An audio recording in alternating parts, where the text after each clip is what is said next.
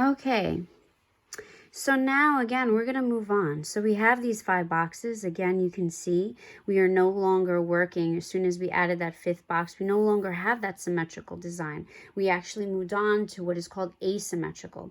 Now, we're not done. We're going to complete, continue to add things. But you can see as soon as I put box 5 here, I no longer have a symmetrical design. I now have something that's called asymmetrical. Okay, it's balanced and equal.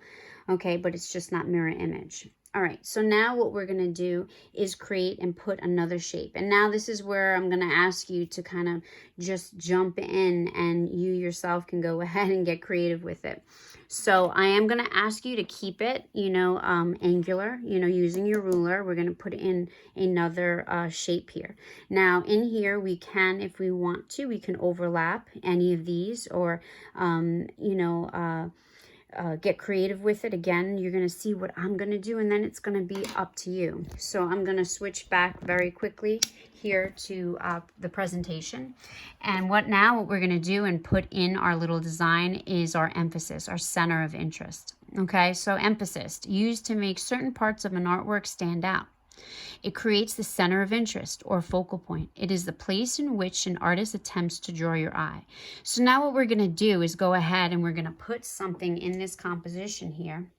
All right. And I'm thinking, looking at what I have happening so far, I think I'm going to put it right here. Okay. I'm going to put something here and I'm going to put a shape, an angular shape, that of course I'm going to go for, to make it stand out. And you can see, you can emphasize your center of interest by making it larger. Use a dark or lighter value, that works too. Focus attention by converging lines. Okay, again, we'll talk about that, how you can kind of get that to pop, and isolate the object you want to emphasize. So those are a couple of ways that you can do so. And again, there are just a couple of little examples here. There's also something that we're going to use today called the rule of thirds. Okay, so again, like I said, many of you use these things and you don't even realize it. Like when you're creating or putting down your center of interest. I don't tend to, well, I don't want to say all the time, but I tend to very often use the rule of thirds. I don't always put my center of interest right smack in the center. So you can see these artists here, how the rule of thirds is kind of breaking your composition into thirds and then thirds the other way. It almost looks like a grid, and putting your center of interest not in the center, but on a third of the of the page or the painting or the canvas. Okay, so you can see, like when we do this, this composition here, that's exactly what I'm going to do. I'm not going to put it in the center. I'm going to put it over here. All right. And again, if you look at the grid, you can see, where your options are using the rule of thirds. So that's what we're going to do. I'm going to create an angular shape. And again, I'll explain, and you'll see in a second how to go ahead and do this. And here we go. All right. So I'm going to do it here. And I'm just going to, I think I am going to overlap a little bit. It doesn't matter even if I overlap, let's say, some of my, my box here, my box number 3. It's okay if I do that. And even if I go through some of the word vertical, that's okay. And I'm going to bring it down like this, I think. I think I'm going to have it come in a little bit like this. And then I'm going to bring it down. And this is going to be part of my emphasis, my center of interest, this particular shape here. What makes it stand out too, right, is that also what makes it stand out is that it's different. I have all these boxes that are the same. And one of the ways to create, emphasis is, of course, through variety or a change, and the contrast too. And we're going to talk about all of the elements and principles of art and design. And, you will have already, if you're watching this after class, you will have already watched the video on the principles. So now that I have the shape here, what I'm going to do is go ahead and bring it to my vanishing point. So this is a little bit trickier. Okay, so I'm going to use my vanishing point here. And I'm going to go ahead and I'm not going to make this too wide because I don't want to lose too much of my box number 3. And you can see, to do this, you want to bring all of your angles, to the vanishing point. Okay, so again, we're going to make our converging lines. We're going to bring them all to the vanishing point. You know, and pretty much how you know if you got everything, wherever two lines connect that face the vanishing point, those are the ones that you have to bring to your vanishing point there. All these converging lines, you need to bring converging lines to your vanishing point. And then, of course, we're going to finish this off. This can get a little tricky for some people. And so what you want to do is, again, here I don't want it to be too thick. You can see I'm going to make a parallel line here. So I'm deciding how thick I want this to be, and you want to start on one side of the shape and work your way down. So then again, I'm making parallel lines. I hold my line there, I drag up to meet the one that I just made, and then again you just work your way around. You take your ruler and you line up and you drag. Okay, so you can see, all right, that now I have this shape here. All right, and this has become right now, again, we could always add on here, but this has become sort of, or I'm working this, that this is going to become my center of interest, this particular shape.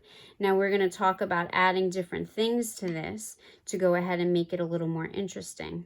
Okay, but and even the emphasis, like on the checklist, I'm not going to mark it off right now, because like right now, as far as the center of interest goes, we're going to see, because that might change. Okay, but now what I want to do is, since now I have my emphasis here and we're talking about the elements of art, you know, what I love to have, or what I'd love to talk about is just adding a little more variety.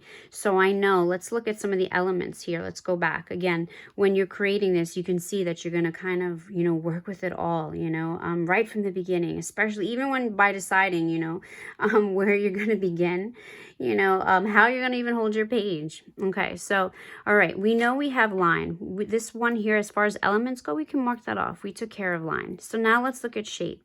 Right now we have a page here, and we started with shapes, but we turned those shapes into forms. Just to start filling this out a little bit more, we're going to go ahead and start getting some just plain old geometric shapes in. Now, again, I know for this, the compositions, there was some confusion between a shape and a form. So now let's clear that up. So I'm going to ask you, and again, one of the great things to do to create depth in a picture is to sort of overlap, okay? And, you know, again, overlapping works, and also kind of, you know, to create more depth, to make things look like they're far away, is to make, you know, make things small, you know, and then you'll see the space that it creates. So I'm going to go ahead and I'm going to go and put some, you know, little circles in there. I'm going to put some triangles, you know, I'm going to just keep it, you know, simple, geometric. You could use your ruler, or actually I'm here drawing it freehand, but, because I want things angular, I really should, other than the circle. If you were in class, what I would have given you are those little templates for the circles. I mean, I have one here. I guess maybe I should use it as well, just to keep everything angular. And then again, if you want to, again, we're going to go ahead and you can add some free drawing into this too. But I'm going to go ahead and add some shapes. I'm going to just leave it here at first, and I'm going to go ahead and label this one. So now I have at least one shape taken care of, a geometric shape, okay? Or again, I could label this one too. We could take care of it all at once. Geometric shape. And then I want to go ahead and I can put some organic shapes in too. If I take my little template, the one I told you, these are the ones that those of you who are in class, you can go ahead and use. I'm going to just throw in some circles here and there and in different places. You know, again, I'm not shading these at the moment, right? These are just shapes. So I'm going to add a little variety. And what I'm trying to do, you know, and we're going to talk about one of the other elements, is to create sort of a movement, you know, like to have it kind of, if this is going to be my emphasis, perhaps, I'm going to try to see if I can create that sort of movement, that sort of shifts where maybe, again, you can show people, or, you know, not show, but create sort of a pathway, a movement that when people look at your artwork, you know, like for example, like if your center of interest is here, but again, I'm looking at this composition and my eye starts here, and then by putting other little, you know, shapes in there, and I'm going to put some free forms too, I create a movement that happens, you know, that kind of goes around like this, ending here. So I'm going to put a couple more things. Actually, let me put in a free form. I'm going to do one back here. And again, a free form is pretty much something like this. Maybe I'll do another one over here. Not connected, not overlapping. And again, if I did a small little one, you know, maybe way back here, it'll make it look like it's far off in the distance. Okay, so I went ahead and I put in an organic shape, so I can go ahead and label that too, organic shape. All right, so now I have an example. I have examples of some geometric shapes. I have an example of an organic shape. And of course, what did we do with these squares? I want you to pick any one of, you know, the boxes that you created, or even this guy here, and we can go ahead and label form. I'm going to pick number 4. Again, you can choose whichever one you want, and that is marked off. Okay, so now again, looking at this, and if you're watching this video as a class, I would have already had you watch, you know, the video on the principles of art and design, okay, because I would have already showed you variety. And again, with variety, we want to make sure, like in your pictures, you want variety, you know, and already we're having that happen. We have some small shapes next to, you know, some larger shapes, and that creates depth. And so I guess what we can do is, looking at our you know, composition here, even this here, this is a variety of different things. So I think we're ready to go ahead and mark off variety. Again, in this little grouping here, you know, I'm gonna just say what we can do is to label, you know, these 3 here, these shapes that are happening here. This area is a good area showing a lot of variety. So we have some variety of different shapes happening over here, and that's definitely what you want. And I'm thinking we're going to go ahead and just stop here for now.